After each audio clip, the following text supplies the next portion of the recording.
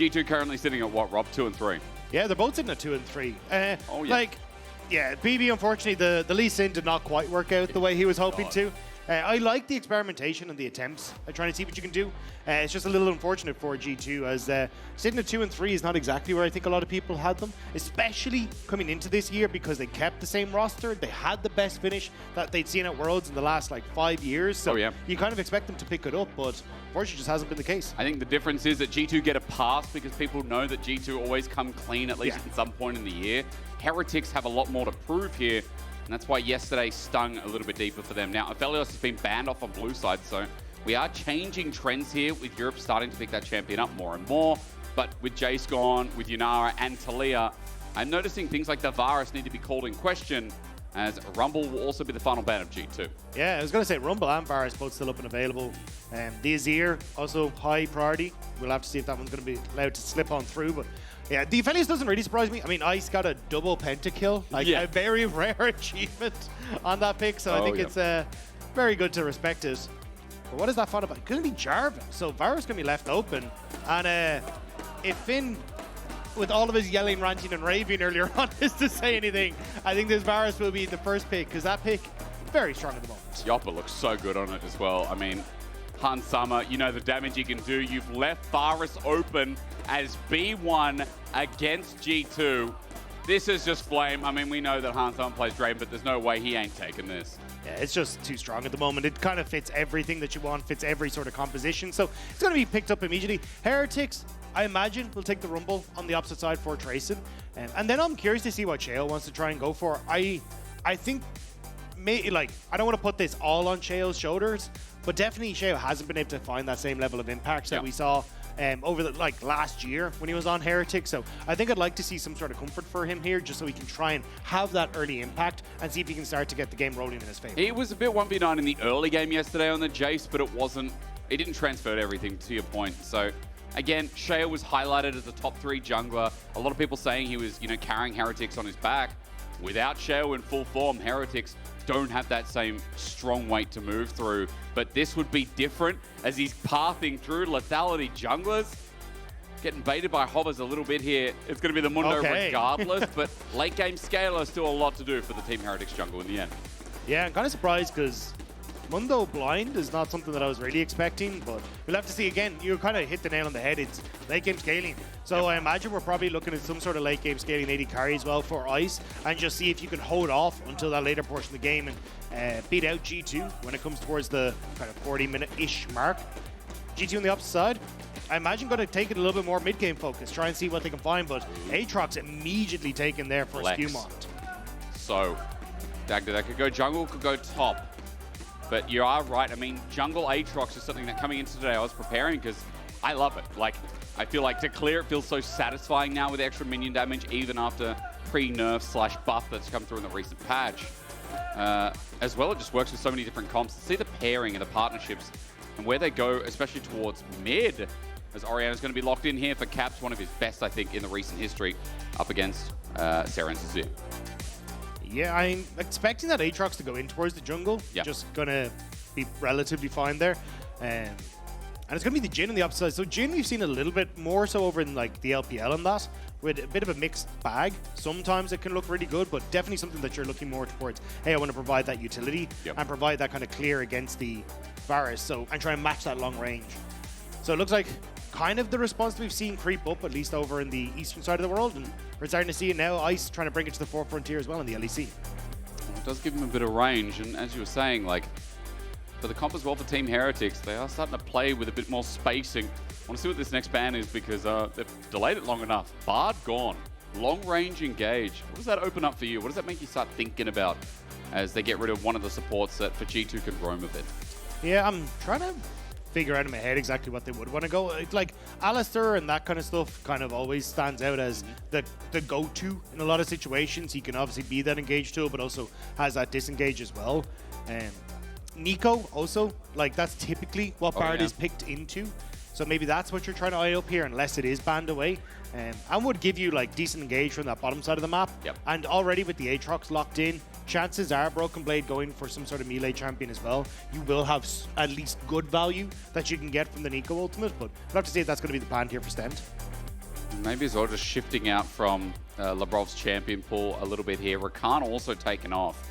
Now, Labrov has played 2 games with Rakan, Alistar, Rel, and Nautilus. There are still good engage options here for G2. Maybe it's just more about how versatile they can be playing around the Mundo passive, playing around this comp that Team Heretics have put up. One top lane ban into another is the biggest question mark. Again, that is a flex. We've had Ambessa through the jungle already, so it's changing out completely. Nah, gets taken away. Okay, what's that opening up? I mean, it could even be stuff for like Jax and those kind of things that you can take to the top side, but there is still a lot of flexibility here. So I'm just kind of waiting. Yeah, Heretics. It looks like it's going to be the Alistar. Wasn't sure if it'd be the Neeko, but an easy pickup. Braum could be the response here for Labrov on the bottom side, since you already have pseudo engage with the Varus there, and you can have BrokenBlade kind of provide a little bit of CC as well. But we'll have to see exactly what the game plan is here. The Draven over's there because the Varus was played by BB Top as well. I know, that's why I was just like, hang on a minute. Hang on a wee minute. The Neeko does get locked in. I know you were hovering over this before, Dagda. For G2, now that's part of their engage, they're all in. Is it really going to be a Cassante top in the end? They get rid of some of the range options and, yeah, okay. Again, Aatrox, as you were saying, confirmed in jungle. Yeah, I mean, it just makes sense, right? Cassante is very simple to pilot in that top side. Very few picks that he kind of struggles into, especially when you get rid of champions like the Nair and that. So it's going to be completely fine. The only pick that I was going to say kind of still exists that you could think of is like a Renekton that you can play into, at least if you want to try and play for early stages. But with the amount of late game scaling that's on Heretics, it looks like it's just going to be the Gwen. They would just want to try and really hit that later portion of the game where they've scaled into it and have a ton of DPS from their solo lanes. And we're thinking Gwen top, right? I mean, we saw it last game. We saw it into the Cassante matchup, and trying to get that true damage through into tanks. That's the general idea. You already talked about scaling. We've seen range come into the mix for Heretics as well. It does feel like, again, you know, they're going to have solid lanes here? Walk me through it a bit, Dagda, because I feel like for G2, this is comfort throughout. So I think for Heretics, it's going to certainly be trying to play through strong lanes, right? You have Gwen, who should be able to win out as you kind of hit that level 6 against the Cassante. You've got the Azir that can at least do well against the Orianna as you start to teeter on towards level 5-6 as well. And you've also got a very strong bot lane if you can look for all-ins. So I think you'd be trying to eye up Sheo to see if you can try and support potential all-ins on that bottom side, because otherwise you will just continue to get poked out and shoved back by this Varus Neeko. So overall, I think you've got the ability for G2 to try and punish through that bottom side of the map, look for early skirmishes through there. Whereas on Heretic side, I think it is about trying to see if you can just look for a lot of all-ins on this bottom side, play through Jhin as this kind of mid-game carry until you hit online both with Jhin later on and the Azir and the Gwen. Important to note how important bot is. Welcome to G2 Heretics, a best of one. Our fans in the audience asking for these spicy picks, but guys, in best of ones, you ain't gonna get the Nunu. Actually, no, maybe you will. I shouldn't say that too early. At least today, you're not gonna get it. I mean, if someone's gonna do it, it'd be SkewMond. It would be SkewMond. Maybe towards the end of the regular season, pending how G2 go. Again, remember, 2 and 3 for both teams, and we haven't really decided on a comfortable, like, yes, you're in playoffs number as we get towards the halfway point of the split. I would say at least 4-5 wins is a general consensus of, like, that's the benchmark, that's the borderline, but it depends It's always so hard, because you look at teams like Lost Ratones now starting to pick up steam, and they're picking up a couple of wins, well then, where does that leave us, right? So I think, and even, you know, KCB still looks incredibly strong, and looks like they could take games off anyone at any point in time. Very true. So those wins never guaranteed, so where we end up, never going to be guaranteed either. So we'll have to wait and see, which I think is exciting. Like, as you say, we've just hit the halfway point, but there's still a lot of play for teams like Heretics, who maybe haven't had the starts that they were hoping for. But it is the best of one, and again, on that point, it's so easy to take advantage of a single game, a single misstep. You know, Lost Ratones did it against Heretics with a misstep in the late game where they outplayed Heretics. For G2 yesterday, one single game where, we're not going to talk too much about the Lee Sin top, but against KC, they were taking advantage of BrokenBlade. So this game, let's see how different it is, Dagda. Just a quick side note as well. This jungle pick has been popping up a bit in the LEC more and more. Currently 3-0, that's just in the jungle, but I feel like Relech has been handling this so well. We're looking to see what SkewMond can do with it with his debut on it as well. Yeah, and he just has a very solid clear. And into the Mundo, you've a lot of ways of knocking his passive off so he can then BCC'd, which is also very helpful. Yeah. Plus, like, early skirmishing power, a lot of that as well. Like, overall, he is just in a fairly good spot, so not surprised to see it picked up more and more. And when you've already got, you know, Varus that can set up CC for you, Neeko that has lockdown, your ability to get into fights is also very good. He's already setting to get into his own 1v1. Sheo spotting him out. Now, this might need to come down. It will be secured by Sheo, but blue buff is looked at quite seriously. SkewMond, I will be corrected. He got the smite on that buff. As Cap's just getting pushed out for the meantime. Serin doing a good job there. SkewMond now thinking, how can I take this? Sheo wants to get the smite down himself, and he will just yoink it, move away.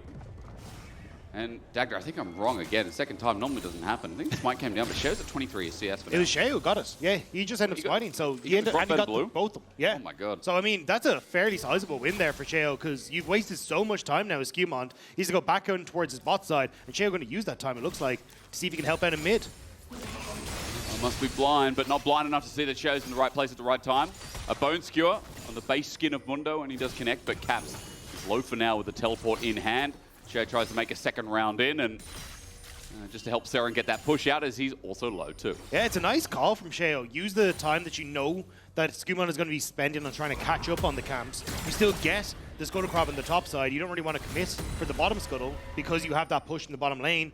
So you just guarantee that Serin gets a nice reset timer here, whereas he was kind of struggling to find that pace against Caps. Well, we go back towards bot, and SkewMond's kind of fixing the mistakes as he gets the Scuttle. It is 27 apiece here as we reset for both junglers, but there's that extra bit of time on Sheo as he moves up to top. Still has to pick up his Krugs, and it does feel like, again, it's a small win for Sheo here, at least in timing to get back up on the map quicker. Yeah, because this dynamic in the mid lane definitely changes when Serin gets access to his ultimate. The ability to end up taking the flash away from Caps because you can play so aggressive with the Emperor's Divide into a potential gank from Sheo is there. So the more you can kind of babysit Serin to get to that point, the more it's going to help out. And again, I think your ability to control mid and try and help out your bottom lane is really what's going to be core here for Heretics, because you can already see Tracyn, he's having a fine time in top lane. Like, he's just going to continue to poke.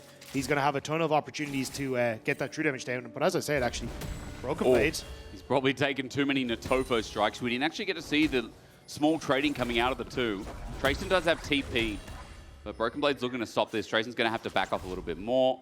Pixel Brush is definitely not safe, and you look at where the wave is as well. BB's going to be able to accrue a lot of this lead back.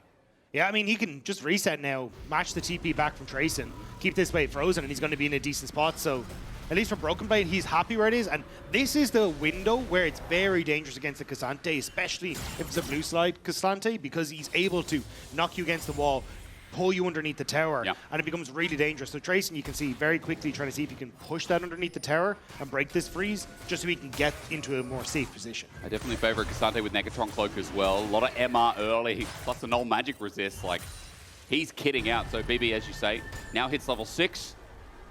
And top lane just gets that little bit more volatile. We've been talking about other sides of the map. Obviously, bot has been going well.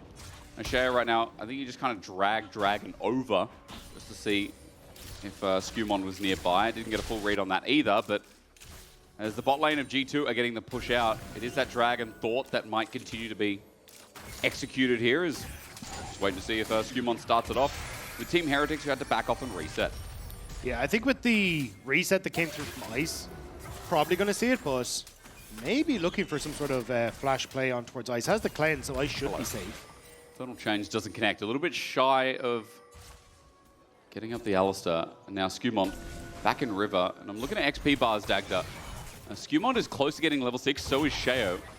Scuttle might be nice here, but I'm not sure if it's enough. Hits it? Yeah, hits him to level 6. Yeah, I think Heretics are a little nervous to try and make these plays happen, because if you look at the CS difference in the bottom lane, the purchase power just isn't really there for Ice. You have the Rectics already picked up by Han Salmon. You don't really have much completed for Ice. And on mid-wave, Caps have been doing a decent job of controlling there, so trying to commit to this just wouldn't be a particularly good time, especially when Mundo only has a Giant's Belt. So happy to back away for the moment, give this across to G2, and see what else Sheo can do on the map. So First Dragon goes over to G2, and slow and steady wins the race. In isolated lane so far. Change of corruption. Let's pause. Look at bot. The arrow where Stend stands. He'll flash away. Ice just trying to repel off G2's bottom lane, but Summoner's down and a dangerous 2v2 from G2.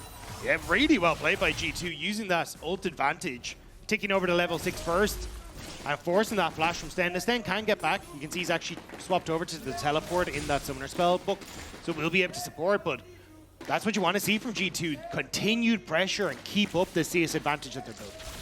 And they got to reset off the back of that as well. Ice looking for the push out in bot, but Dagda, you're already talking about item difference before here for the Varus, thanks to the extra gold. But now it's turned into lethality, so Han Summer with Serrated Dirk early on is going to feel real nice. It's also the fact that Stend's flash is burnt now makes any sort of plays nearly impossible on that bottom side. Good point. Like, Sheo needs Stend to be the one that sets up these plays realistically. So without that, you're a lot safer for Han Summer and Labrov on that bottom side. And it's kind of become this battle on opposite sides of the map where Tracyn hoping that he can be big enough on this Gwen, whereas for G2, they want to make sure that they can continue to have Han Summer in a good spot, just chipping away at this turret and building that lead. The only problem is, I just don't think in the LEC I've seen a Cassante ever be the word useless.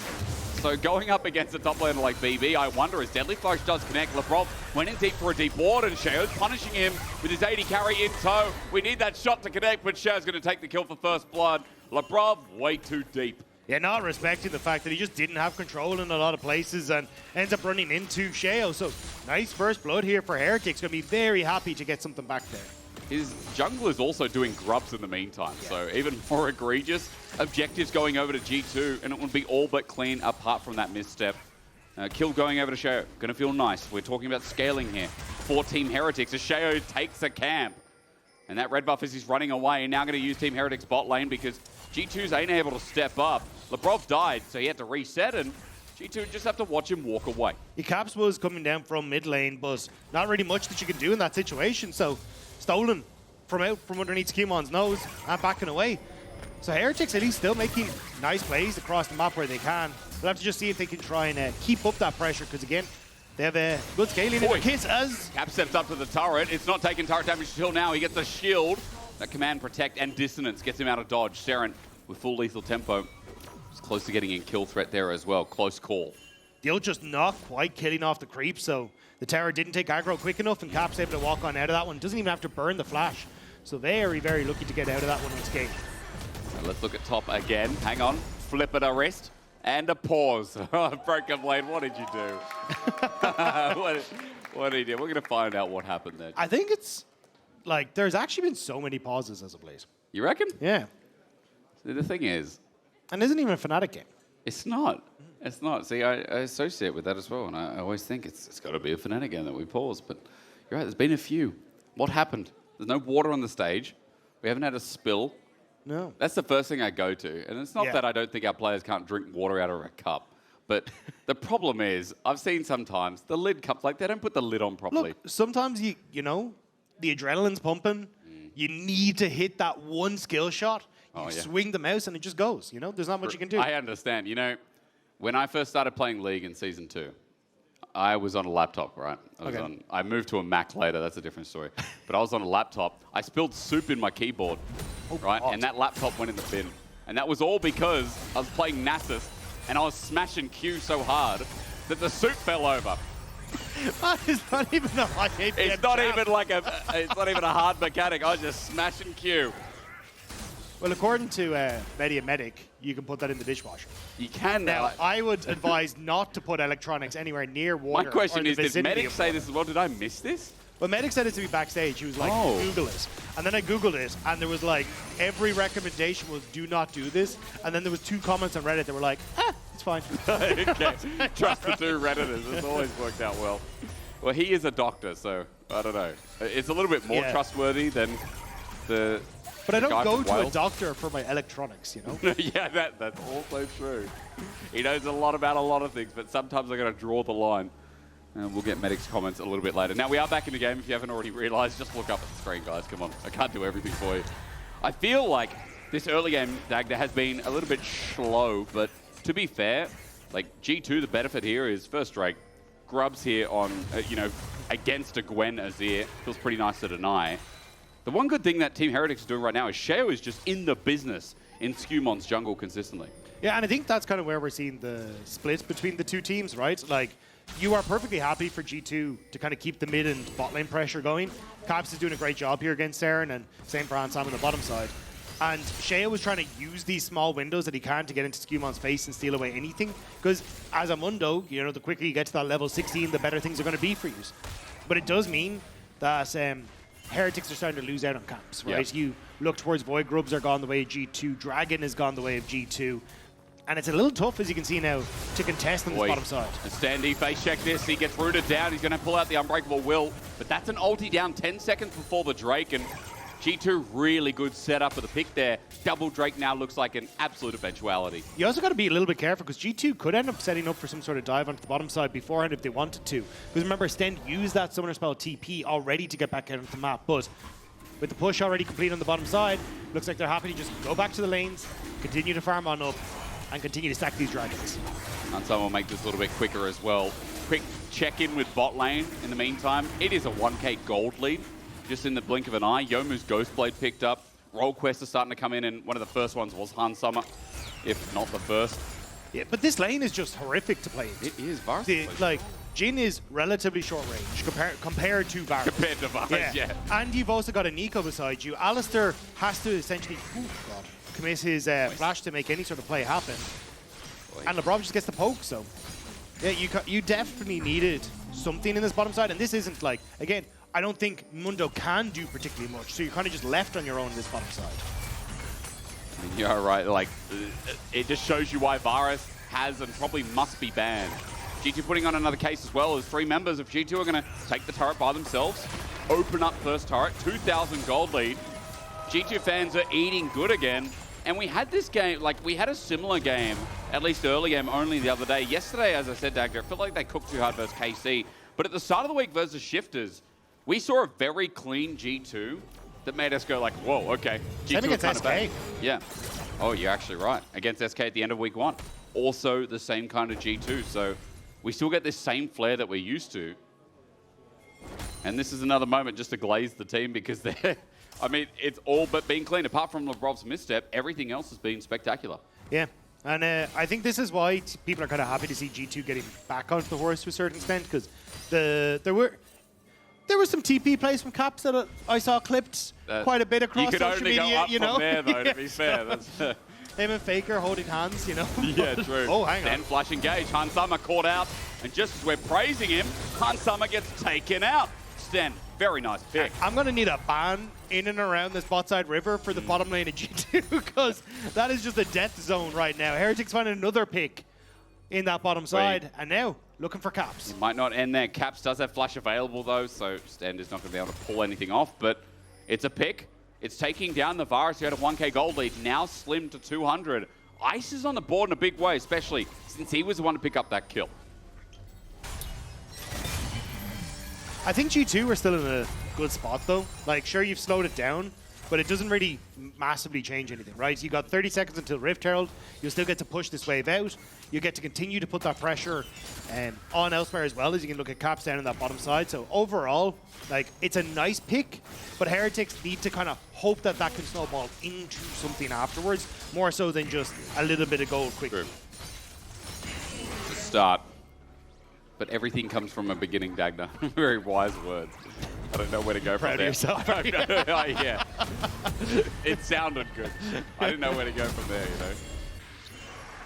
you know. Well, it looks like we're going towards Rift Herald immediately. TP from Caps. G2 want to try and set up here. And breaking this position is going to be a little hard for Heretics, because you're looking at like the chains and also Caps' ultimate.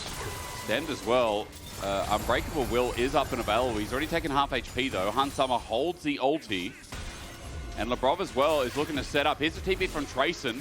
Team Heretics have caught the Herald at half HP and a reset here, but Tracyn's teleporting the whole of G2. Matters not for now, as Caps gets chunked out a little bit as well. There's some good poke in response from Heretics, as Serin has kept his lethal tempo up and available. BrokenBlade will help sustain that as well. Summer needs to hit crucial targets. Stend decided to Hex Flash over the wall. Quick instant cleanse. Captain Jackspectra in a cow version. Stend, though, he's not in the fight while Tracyn decided to go forward. Team Heretics going forward and back and forward and back. Look, they're split off here as well. Poke comes through again. and a lot of posing around this pit that I think Heretics now know they're going to lead. Heretics really wanted to try and break that choke point, so investing like the Hex Flash over the wall from Stend, they shift Sheo and Tracyn over to try and break it, but they can't actually bring the carries across as well. So G2 fall back, use the poke from Hansama, and now get the Rift Herald, and it's Heretics just kind of window watching. Sheo's looking for a kill on the outskirts, but Labrov, he turns into himself, will just back off, and another objective for G2. Still good news? Yeah, really, really patient. Like, this is where it's so hard when you're up against an Orianna like this to try and play for these choke points. Yeah. Because she just pops the ball in the middle, and you're like, okay, well, if you walk over this, you're going to get shockwaved. Yep. And then you've got the Infernal Chains that are coming in afterwards to keep you locked down as well. You got more easy setup from SkewMond as well. And that's not even mentioning Labrov, who was just constantly threatening on that side with the potential Flash and the Flash and Hextech Protobelts. There's so much CC that can go down in that zone. It's really difficult for Heretics if they're late to actually break any of these, I don't want to say siege, but, you know, break the foundations of the defense G2 are putting up. And then you're right, they're window shot because they have to sit there and go, well, how do we get on him? We have to wait, be patient. Now maybe that patience comes in full swing as SkewMond, you thought he was caught out, but not really. He holds a level lead over Sheo here as they butt heads, and Stend, he's level 7 here on this Alistar. Tries to find an angle himself as Tracyn's now coming in. Yeah, trying to see if they can get into the mid lane. Rift Herald's going to be popped. Should be able to at least get the charge. No way really stopping it here from Heretics. So at least it's a place and control for the Dragon area. The Dragon seems to be started in the meantime by SkewMond. The Sundered Sky Aatrox is just going for it while Stend gets poked out. What a route coming through from Labrov, and Team Heretics tried to approach this. Chains of Corruption as well. Ice is going to open up the curtain call, but he's not doing any damage. BrokenBlade is in the way as Dragon's out at half HP. Tracyn has unleashed the needlework from the side. Sheo even tried to get a slice of the pie, but it's too late. Heretics, once again, just don't have the wallets out. They're looking in the window. They just have to keep wandering through and hoping that they don't get hit, but Hansama is doing so much work. Caps as well, and Labrov, as you called it out, the CC perfect. It's no deaths, but it's a slow burn that is killing Heretics in this game. We talked a little bit about it in draft again. You know, we kind of mentioned the start of this draft and how there was very scaling elements, but through that bot lane that you focused on, Dagda, you're like, well, Heretics got to have to make something happen, kind of stop G2 from advancing. There's been one moment as Labrov, okay, he's here, he baited in, and Serin takes it, fish on sink as Shockwave comes in as well. One more auto, Serin's about to die, Labrov flashes for it. He gets exhausted, but he's Protobelt away. The support, the flying angel of death onto Sheo. A turret to save him for now. Level 11 Mundo says, let's go back in, but you ain't taking enough yet, kid. As he runs away, the turret's now exposed, and G2, that was their first kill of the game. G2 were very close to making that more. The clone from the Neeko died as Caps ran underneath the tower, so Caps ended up taking the aggro and had to fall back away. Couldn't get that last little bit of DPS, even though he was quite low on mana. But still, G2 reading Heretics' plays perfectly. Labrov in the spot to turn around that play for Heretics. We get to see it here. The minion coming through. Serin wasn't counting, and Caps ends up with the setup here, and it's a great shockwave after the follow-up from Labrov as well to catch on towards 2, get Serin nice and low. Labrov flashing forward to finish off the kill. But we'll have to keep our eyes on bot lane, as I think it's just a heavy trade. Yeah, I wonder. Here comes Needlework. BrokenBlade's going to all out though. Onto Tracyn, jumps to a minion. It's going to become a 2v2, but Tracyn, that's a lot of damage. He flashes away from the True and just runs back in. He gets flipped around. And I swear BrokenBlade could have done that by himself as Sheo is now running behind Caps. And Orianna body blocking a Mundo. What kind of medical practice is this? As Caps pulls out the kill. And the only thing Heretics get is a turret. Their first of this game. But you're going to lose your tier 2 in this bottom side. Cap's going to be able to put so much work there. Actually, I thought he was going to have some friends come over to help him. So maybe they won't lose the tower, but still, more gold, more kills in the hands of G2. And it's 2.5 minutes until this Mountain Soul, and you are hitting 2 item breaks across the board. Like, Caps is going to back and have Rabadon's death cap. Yeah. Making fun of them. Distance to get the remains of the minions. No -1 there. As you said, Rabadon's coming shortly. Caps has just been chilling in this game. I think G2 have been chilling in this game. It is kind of incredible that this team wasn't pulling out kills until the last 5 minutes. And they're on Soul Point. They're amounting so much gold. And Baron's now up, but that Dragon Soul is up in 2 minutes. very early into the game. I think SkewMond, while he doesn't have the flashiest score, he's played this game of recovery from his attempted invade before, but has just kind of always been on the ball this game. Yeah, I think it's super interesting to see how teams are kind of adapting to these side lane overloads. Like we saw it here twice now. Heretics try to make the play on top side. G2 expecting this, especially against an Orianna. That's kind of the way you try to punish an Orianna in the side lane. But G2 kind of reading the playbook and saying, okay, well, let's get ready for that counter punch. Yeah. And then a similar story in this bot side. Everyone moving down very quickly to make sure that they can cover Heretics as they try and take anything on the map. It's going to be a hard task to ask Team Heretics to fight this dragon. In a minute 30, let's have a quick look at items. I see an LDR coming second for Ice. Youmuu's and then the Giant Slayer passive. So an interesting take here, rather than pulling out something out of the hat that can just sink pure damage in Hans or Caps. I guess he realizes he's like, BrokenBlade's in the way and I'm just going to take him down. I think it is just about trying to get as much damage onto some of the species, right? Like, LDR's those shreds can make your damage close to true damage as well. That is also true. And if you have a fourth shot as Ice or even anything else, you can do a huge amount of DPS just off the back of that one hit. So good point. Kind of hoping, I imagine, for a quick pick into, okay, maybe you can try and follow through in the rest of the fight. But it's still very, very difficult. Like, sure, you got Leandri's that's just completed for Serin there off that reset. The Dusk and Dawn is very nice and Tracyn, but I just don't think it's enough to go against like a Blackfire Torch Rabadon's Orianna. It's an expensive build, yeah. And also even just the fact that BrokenBlade is full MR. Your two solo laners is going to be doing negligible damage to the front line of G2.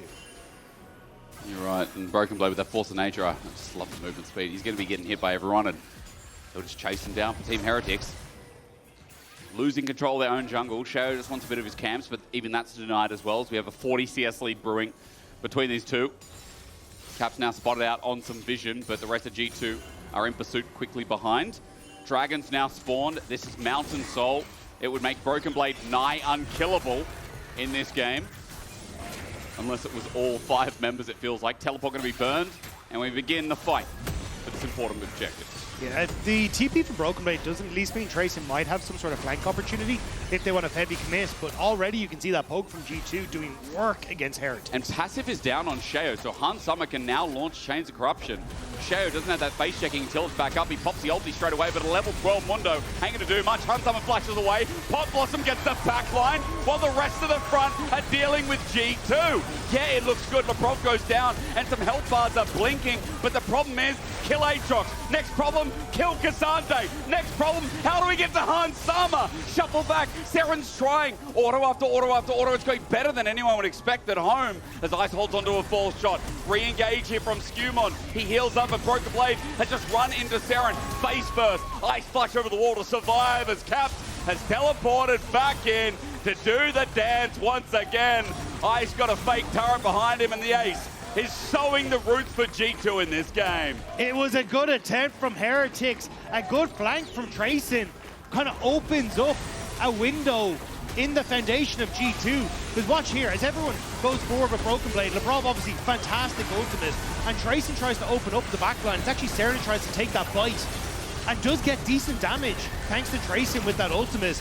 But the wall of lift is just too big. Serin can't actually finish off members. He ends up having to flash into the front line of G2, and they get chased down in the end. Felt like their best fight. Chains Corruption keeps Sheo in place, and Hans Summer just one-shots him now. This might be a bit of a trade as Hans Summer gets low, does a bit of damage on the way up, but Stend, he's just here without his rocks around him. The paddock is down, and he too will go on the ground. 2-1 for G2 for that small little window of a fight as Baron is up, SkewMond is, and Sheo is not. Yeah, it's a very slow Baron take, I'm pretty sure, though, because Orianna not going to do a huge amount. You're heavily reliant on Aatrox for the damage. True. So Heretics may actually be able to get into position and poke. I think the ultimate from Ice may just be up before they can finish this off. And maybe that's enough if you can get onto Caps. But Mountain Soul going to do a lot of work here. Need to work Serin's ulti as well to add into the mix. You're right, Dagda Ice's ulti up in 5. 5k is the Baron HP for now as well. Labrov at an angle. Not warded, control warded out. Here comes the curtain call. Team Heretics to hold onto this game. But G2 in the way, the fourth shot won't be given, and the 1400 smite is down. Team Heretics now have to run away as Caps is the one who's just going to go in a dangerous position. Labrov is caught out and dies, actually. Serin trying to keep this game together. Sheo thinks there's an angle. There is an angle. Team Heretics, if they can stop this, well, I shouldn't have said anything. Shockwave comes through first, and Stend had to walk into face check. But you know the check was already faced, and you know the check is written. G2 pummel down with Baron in tow. Yeah, it's an obsolete angle when that Shockwave circle hits, and G2 find the play that they want, and Heretics tried so much. Again, like, I like that Heretics are trying to make these plays, get on towards Hans Sama, but you can see the damage that this Varus is able to do. The tanky Mundo taken out. Tracyn gets the return kill. But G2, they still have a lot that can follow up, and that Mountain Soul just making these picks so much harder to actually effectively make in the mid lane. And now as well, BrokenBlade has some armor, so Ice's attempt to get through, is the best LEC team. Well, Koi would like a word with you. Because that's a difficult conversation right now. In best of ones, I think it's actually the hardest conversation. Oh, 100%. Because we have teams like Na'Vi coming in the mix. We have KC at 4-1. MKoi have just been on a tear, and I think performance-wise have been the best. But also, what happens when you just don't get Azir and Cassandra? Also true. Or you don't get Varus, you know, game 2 and 3. That's right. So we don't really know right now, but interesting comment. We'll pull that chatter up, and we'll talk to them in a couple of weeks. How about that? G2 through bot. This siege is an onslaught, and at 11,000 gold, they now hold.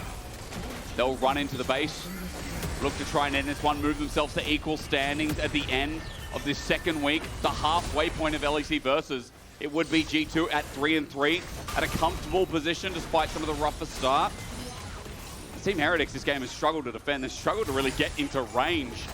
A 5v5 Dagda for their life. That's what's now on the line. Curtain call is going to be blocked yet again by Clone. Caps at half HP. He's been hit through the front line. Tracyn with the needlework as well gets close, but as the final one comes through, Caps is still alive. Hope from Hans Sama hit Ice all the way in the back line as Tracyn has to deal with the mid wave. The next ones are channeling through bot, teleport for the reset, and this Baron buff has still got 35 seconds to go. You still got another wave that's coming through, so G2 really want to try and keep this one going. The Azir turret putting in work against the creep wave, though. Sheo defending distance does good damage. Stend gets it engaged, but you see the response damage. Caps just sends the ball up to do the work. Like Gordon Ramsay would say, you let the knife do the work, and it's been plunged into Team Heretics this game for the majority portion of it. BrokenBlade zones off and is all out. There's no way Team Heretics go nearby as the Nexus turret now exposed. They need a wave to help them finish the job as the Baron's expiring, but you know that's not even needed at this point.